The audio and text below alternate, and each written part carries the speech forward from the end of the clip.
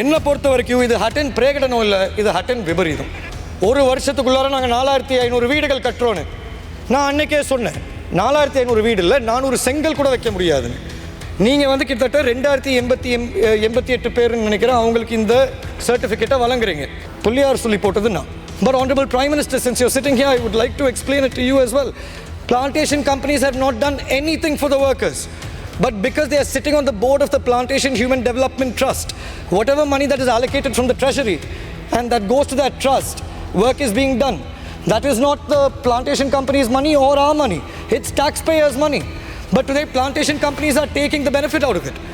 1700 ரூபா சம்பளம் இப்போ நீங்கள் கொடுக்கணும்னு முடிவு பண்ணியிருக்கீங்க, திருப்தியான விஷயம். ஆனால் அந்த 1700 ரூபா எப்படி கொடுக்க போகிறீங்க? கிட்டத்தட்ட 1197 கிரச் சிறுவர் பராமரிப்பு நிலையத்தில் 26,000 குழந்தைங்களுக்கு நாங்கள் இலவச காலை உணவு திட்டத்தை கொண்டு அந்த 6 மாதத்துக்கு அப்புறம் அதுவும் நிப்பாட்டப்பட்டிருக்கு. அப்படி இருக்கும்போது நீங்கள் என்ன சொல்ல முடியும் ஒரு வருஷத்தில் மலையகத்துக்கு பண்ணியிருக்கீங்கன்னு? நாங்கள் தெளிவாகவே சொல்லியிருக்கோம், வீட்டுரிமை வேறு, காணி உரிமை வேறு. அரசாங்கம் வீடு கட்டி தான் உறுதிப்பத்திரம் வழங்கணும்னா அதுக்கு பேர் தீர்வு கிடையாது. அது உங்களோட கடமை. அது மலையக தமிழர்களுக்கு மட்டும் இல்லை, சிங்கள மக்களாக இருக்கட்டும், ஈழத்தமிழர்களாக இருக்கட்டும், முஸ்லிம்களாக இருக்கட்டும், யார் வேணாலும் இருக்கட்டும். இந்த நாட்டில் இலங்கையர்களுக்கு யாராச்சும் ஒருத்தர் வீடு கட்டினா அவங்களுக்கு காணி உரிமை பத்திரம் வழங்குறது உங்களோட கடமை. நாங்கள் கேட்குறது தீர்வு. உங்களுக்கு வந்து திராணி இருந்தால் அந்த 16 நிறுவனங்கள் இருந்த அந்த பெருந்தோட்டத்தை எடுத்து கைமாற்றி கொடுங்க பார்ப்போம். சபைக்கு தலைமை தாங்கும் உறுப்பினர் அவர்களே, முதலாவதாக நான் நளின் பண்டார் அவர்களுக்கு என்னோட நன்றியை தெரிவிச்சுக்கிறேன் இந்த பிரேரணையை கொண்டாந்ததுக்காண்டி. காரணம் என்னன்னா, இந்த ஒரு வருஷம் அரசாங்கத்தோட ඔබතුමායි කාලේ විනාඩි 10යි ගරු මන්ත්‍රීතුමනි. இந்த அரசாங்கத்தின் நடத்தி எப்படி ஒரு வருஷமாக அவங்க எவ்வாறான முறையில் செயல்பட்டாங்க அதெல்லாத்தையும் விவாதிக்கிறதுக்கு ஒரு தருணம். என்னோட உரையை ஆரம்பிக்கிறதுக்கு முன்னால் கௌரவ தோட்ட உட்கட்டமைப்பு அமைச்சரும் கௌரவ பெருந்தோட்ட அமைச்சர் அவர்கள்கிட்ட நான் முன்கூட்டி கொஞ்சம் அறிவிக்கிறேன். லக்ஷபான தோட்டத்தில் இருக்கிற தொழிற்சாலை கிட்டத்தட்ட 772 தொழிலாளர்கள் தொழில் புரியும் இடத்துல ஒரு தீ விபத்து ஏற்பட்டிருக்கு நேற்று இரவு. அது கட்டாயம், அதுக்கு தேவையான நடவடிக்கையை அரசாங்கம் எடுக்கும்னு நான் நம்புகிறேன். அதையும் தாண்டி இன்றைக்கி ஒரு வருஷம் முடிஞ்சிருக்கு. ஒரு வருஷத்தில் அரசாங்கத்து மேலே பல்வேறு பாராட்டுகள் இருக்குது, விமர்சனங்கள் இருக்குது, அபிப்பிராயங்கள் இருக்குது. இன்றைக்கி நான் வந்து ஜீவன் தொண்டுமான இங்கே பேச வரல, மலையகத்தை சார்ந்த ஒரு இளைஞனாக உங்கள் எல்லாருக்கிட்டையும் பேச வந்திருக்கேன். மலையகத்தை சார்ந்த ஒரு இளைஞனாக பார்க்கும்போது எனக்கு ஞாபகம் இருக்குது, கௌரவ ஜனாதிபதி அவர்கள் தேர்தலின் பொழுது ஒரு ஹட்டன் பிரேகடனம் என்று ஒன்று கொண்டு வந்து சமர்ப்பித்தார். அந்த ஹட்டன் பிரேகடனத்தில் நீங்கள் பார்த்தீங்கன்னா வீடு மற்றும் காணி சம்பந்தமான விடயங்கள், அதே மாதிரி அரசு சேவை சம்பந்தமான விடயங்கள், கல்வி, சுகாதாரம், முக்கியமாக சம்பள பிரச்சனையும் பெருந்தோட்ட நிறுவனத்தின் செயற்பாடுகள் சம்பந்தமாக இந்த பிரகடனத்தில் அனைத்து தீர்வுகளையும் வழங்கினாங்க. இப்போ அதை நம்ம ஒன்றொன்னா பார்ப்போம். முதலாவதாக இன்றைக்கி வந்து காணி உரிமை மற்றும் வீடு திட்டம், இதை நீங்கள் எடுத்தீங்கன்னா எனக்கு ஞாபகம் இருக்கு, இதே சபையில் தான் இப்போ என் கண்ணுக்கு தெரியல, இப்போ காணாமல் போன சில மலையக பிரதிகள் அவங்க இதே சபையில் தான் ஒரு வருஷத்துக்கு முன்னால் எனக்கு சவால் விட்டாங்க. இங்கேருந்து ஒரு வருஷத்துக்குள்ளார நாங்கள் 4500 வீடுகள் கட்டுறோன்னு நான் அன்னைக்கே சொன்னேன். 4500 வீடு இல்லை, 400 செங்கல் கூட வைக்க முடியாதுன்னு. எத்தனை வீடுகள் கட்டியிருக்காங்கன்னு தெரிவிக்க முடியுமா அமைச்சர் அவர்களே? அதே நேரத்தில் வீடு திட்டத்தை விட கடந்த அரசாங்கத்தில் இருக்கும்போது நாங்கள் வந்து 4000 மில்லியன் நிதி ஒதுக்கீடு வழங்கியிருந்தோம் காணி உறுதி பத்திரங்கள் வழங்குறதுக்கு. நான் ஏற்கனவே இந்த சபையில் அறிவிச்சிருந்தேன், காணி உரிமை வேறு, வீட்டு உரிமை வேறு. எனக்கு கௌரவ அமைச்சர் அவர்கள் வந்து 12ஆம் தேதி ஒரு நிகழ்வுக்கு அழைப்புதல் வழங்கியிருக்கீங்க. அழைப்புதல் வழங்கினதுக்கு என்னோட மனமார்ந்த நன்றியை தெரிவிச்சுக்கிறேன். ஆனால் மக்களுக்கு தெளிவுபடுத்தியாகணும் அந்த நிகழ்வு என்னன்னு. நீங்கள் எங்களுக்கு வழங்கியிருக்க அழைப்புதலில் தெளிவாக எழுதியிருக்கு, நாங்கள் வந்து 2000 பேருக்கு, அதாவது 10,000 வீடு திட்டத்தில் வர 2000 வீடுகளுக்கான உறுத்தை நாங்கள் வழங்க போகிறோன்னு. ஆனால் அதே நேரத்தில் நான் இன்றைக்கி உங்கள்கிட்ட சரியாக சொல்கிறேன், நீங்கள் வழங்குறது 2000 பேருக்கான காணி உறுதி பத்திரங்கள் கிடையாது. நீங்கள் வழங்குறது இந்த ஆவணம். இந்த ஆவணத்தில் என்ன எழுதியிருக்குன்னா, உங்களுக்கு இந்த அரசாங்கத்தில் ஒரு வீடு வழங்கப்படுது. இதில் வந்து எந்த விதமான சட்ட ரீதியான பலமும் கிடையாது. There is no legal strength or substance to this document. It is a mere document which just says you have been allotted a house under this government.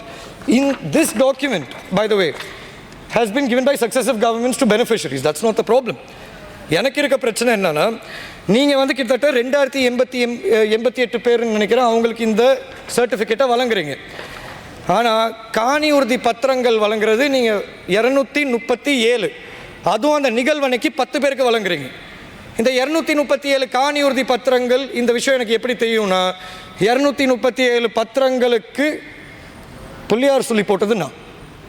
அரசாங்கத்தில் கிட்டத்தட்ட 1000 காணி உறுதி பத்திரங்கள் வழங்கணும்னு நாங்கள் அந்த திட்டத்தை மேற்கொண்டோம். ஆனாலும் அந்த திட்டத்தை தயார் செய்யும் போது நான் வெளிப்படையாக சபையில் சொன்னேன், இது காணி உறுதி திட்டம் கிடையாது, இது வீட்டுரிமை திட்டம்.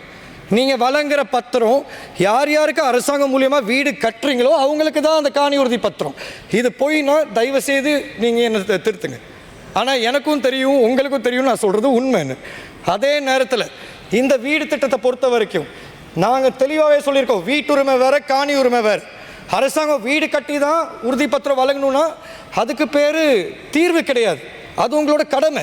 அது மலையக தமிழர்களுக்கு மட்டும் இல்லை, சிங்கள மக்களாக இருக்கட்டும், ஈழத்தமிழர்களாக இருக்கட்டும், முஸ்லீம்களாக இருக்கட்டும், யார் வேணாலும் இருக்கட்டும், இந்த நாட்டில் இலங்கையர்களுக்கு யாராச்சும் ஒருத்தர் வீடு கட்டினா அவங்களுக்கு காணி உரிமை பத்திரம் வழங்குறது உங்களோட கடமை.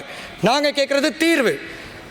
200 வருஷமாக மக்கள் கஷ்டப்பட்டு இருக்காங்க, திருப்பி வந்திருக்க அரசாங்கங்கள் 66,000 வீடுகள் கட்டியிருக்காங்க, ஆனாலும் ஒரு தீர்வு வரல. அப்படி இருக்கும்போது நீங்களும் திருப்பி அதே பண்ணிட்டு இருந்தார்ல என்ன அர்த்தம் இருக்கு? தீர்வுனா காணி உறுதி பத்திரத்தை நீங்கள் வழங்குங்க. மக்கள் இப்போ வாழ்கிற இடத்துக்கு நீங்கள் அந்த 10 பட்ச காணியை கொடுங்க. நீங்கள் நம்புறீங்களோ இல்லையோ, மலையகத்தில் இருக்க தோட்ட தொழிலாளர்களும் அவங்கள சார்ந்த நபர்களும் தானாகவே வீடு கட்டிக்குவாங்க, இதான் உண்மை. ஆனால் 12ஆம் தேதி நடக்கிறது நிகழ்வுன்னு என்னால் ஏற்றுக்க முடியாது. அது வந்து ஒரு ஏமாற்று வேலை. அதே நேரத்தில் உங்கள் ஹட்டன் பிரேகடனம் அதில் நீங்கள் வந்து இன்னொரு விஷயமும் சொல்லியிருக்கீங்க, நாங்கள் வந்து கிட்டத்தட்ட அரசு சேவைகள் மக்கள் மத்தியில் போய் சேர்க்கறதுக்கு எங்களோட முழு முயற்சி நாங்கள் எடுப்போம். அப்படின்னா இந்த கேள்விக்கும் நீங்கள் பதில் சொல்லுங்கள். அரசு சேவைகள் மக்களுக்கு போய் சேரணுன்னு தான் நாங்கள் எல்லாரும் நினச்சி நோவுட் ஏஜி ஆஃபீஸ்னு ஒன்று கொண்டு வந்தோம். உங்களோட ஹட்டன் பிரேகடனத்தில் எழுதியிருக்கு நாங்கள் வந்து புதிய ஏஜி ஆஃபீஸை உருவாக்குவோன்னு. ஆனால் நீங்கள் ஆட்சிக்கு வந்த பிற்பாடு பண்ண விஷயம், நோவுட் ஏஜி ஆஃபீஸை மூடிட்டு ஹட்டனுக்கு மாற்றணும்னு சொன்னீங்க. மக்கள் மத்தியில் ஏற்பட்ட போராட்டங்களுக்கும் ஆர்ப்பாட்டங்களுக்கும் மட்டும்தான் இன்னைக்கு நோவுட் ஏஜி ஆஃபீஸ் இன்னும் அங்கே இருக்குது. வளங்கள் பத்தலை, ஆனால் அதுக்காண்டி அஸ்திவாரத்தில் கை வைக்க முடியாது.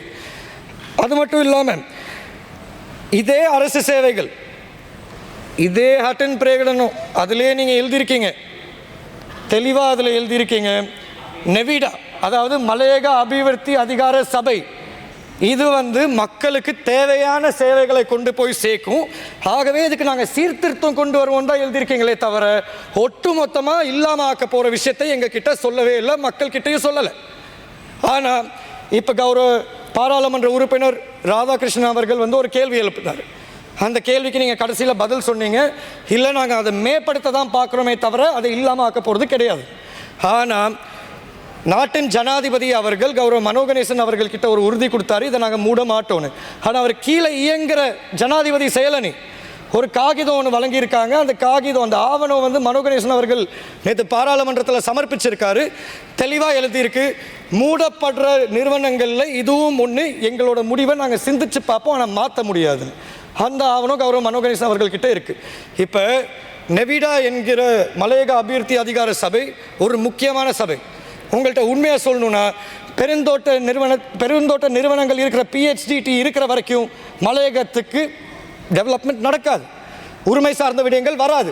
காரணம் என்னன்னா, பிளான்டேஷன் ஹியூமன் டெவலப்மெண்ட் ட்ரஸ்ட் இயக்கிறது பெருந்தோட்ட நிறுவனங்கள், நெவிடாவை இயக்கிறது அரசாங்கம். அரசாங்கமாக நம்ம தான் பாரோ எடுத்தாகணும் மலையக மக்களை. பெருந்தோட்ட நிறுவனம் பாரோ எடுக்கும் போது இன்றைக்கி அவங்க வெப்சைட்டுக்கு போய் பாருங்கள். இந்த பகுதியை நான் ஆங்கிலத்தில் கட்டாயம் சொல்லி ஆகணும், ஏன்னா எல்லாருக்கும் புரிஞ்சாகணும். Regional plantation companies today put on their website, we have built 44,000 houses, we have done this for the workers, we have done that for the workers. But Honorable Prime Minister, since you're sitting here, I would like to explain it to you as well. Plantation companies have not done anything for the workers, but because they are sitting on the board of the Plantation Human Development Trust, whatever money that is allocated from the treasury and that goes to that trust, work is being done. That is not the plantation company's money or our money, it's taxpayers' money. But today plantation companies are taking the benefit out of it, which is why I urge the government to utilize Navida, because Navida removes the middleman. We do not have to depend on the companies, these are our people. அதே போன்றுதான் நான் இன்னொரு விஷயமும் சொல்ல விரும்புகிறேன். அரசு சேவையை ඔබතුමායි කාලය பொறுத்த තව විනාඩි 2යි ගරු அரசு சேவையை මන්ත්‍රීතුමනි. பொறுத்த வரைக்கும் நம்ம வரலாறை கொஞ்சம் எடுத்து பார்க்கணும். கிராம சேவக பிரிவை நம்ம கூட்டி ஆகணும். அது நீங்கள் சொல்லியிருக்கீங்க உங்கள் பிரகடனத்தில் நாங்கள் உடனே செய்வோம், ஆனால் அதுவும் நடக்கலை. இறுதியாக நான் ஒரே ஒரு விஷயம்தான் இங்கே பேச விரும்புகிறேன். சுகாதாரம் மற்றும் கல்வித்துறை சம்பந்தமாக 456 இஎம்ஏ இருக்குது மலையகத்தில். அரசாங்கம் பாரம் எடுக்கணும்னு நாங்கள் ஏற்கனவே அமைச்சரவை அனுமதி எடுத்திருக்கோம். ஸ்கூல்ஸை பொறுத்த வரைக்கும் எல்லா ஸ்கூலுக்கும் டெவலப்மெண்ட் நடந்திருக்கு, ஆனால் போதுமான அளவு டீச்சர்ஸ் பத்தில். நாங்கள் கொண்டு வந்த ஸ்டெம் டீச்சர் ட்ரைனிங் 3 மாதமாக இந்தியாவிலேருந்து டீச்சர்ஸை இறக்கி அவங்களுக்கு ட்ரைனிங் கொடுத்தோம், ஆயிரக்கணக்கான டீச்சர்ஸ்க்கும் ஸ்டூடெண்ட்ஸுக்கும். ஆனால் இன்றைக்கி அது நிப்பாட்டப்பட்டிருக்கு.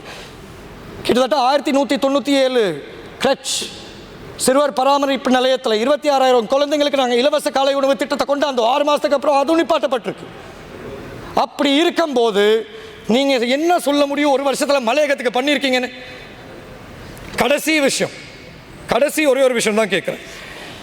அதே ஹட்டன் பிரகடனத்தில் I will finish soon, don't worry. அதே ஹட்டன் பிரகடனத்தில் நீங்கள் சொல்லியிருக்கீங்க பெருந்தோட்ட, இப்போ நீங்கள் தான் சொன்னீங்க பெருந்தோட்ட நிறுவனத்தோடு நாங்கள் நெருங்கி வேலை செய்கிறோம், கட்டாயம் ஒரு தீர்வு எடுப்போன்னு. ஆனால் ஹட்டன் பிரகடனத்தில் நீங்கள் சொல்லியிருக்க விஷயம் பெருந்தோட்ட நிறுவனங்கள் வந்து தோட்ட தொழிலாளர்களுக்கு எதிரான முறையில் தான் செயல்பட்டு இருக்காங்க, அவுட்க்ரோவர் சிஸ்டம் கொண்டாந்துருக்காங்க. நீங்கள் நிப்பாட்டுவீங்கன்னு சொன்னீங்க, நிப்பாட்டல.